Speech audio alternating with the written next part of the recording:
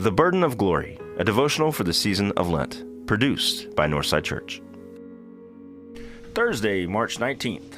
Our scripture passage today comes from James chapter 2, verses 14 through 17. What good is it, my brothers and sisters, if someone claims to have faith but has no deeds?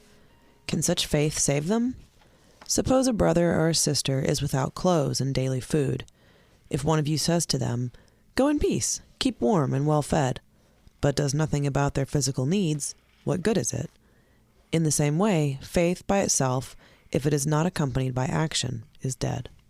We are coming to the end of the fourth full week of Lent, and I'm sure there are a few who have been thinking and perhaps asking, feeding the hungry and thirsty, welcoming the stranger, and clothing the naked. Are we saying that we have to do these works of service in order to be saved? I think there's a few out there wondering this, but I know there's at least one because it's me. If you grew up in any tradition that is close to the one I did, you know that we are saved by grace through faith. Paul says it best. For it is by grace you have been saved, through faith.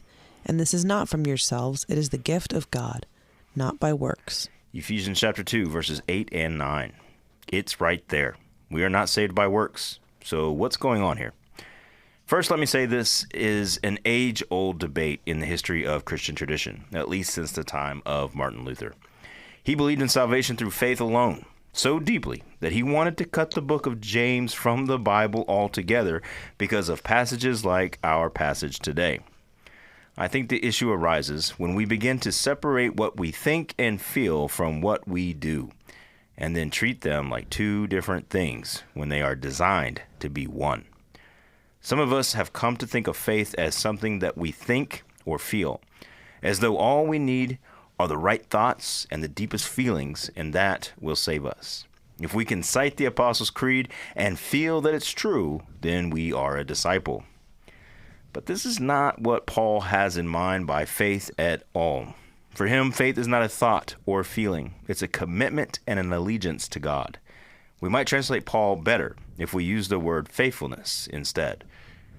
What we do with our bodies expresses what we believe in our hearts.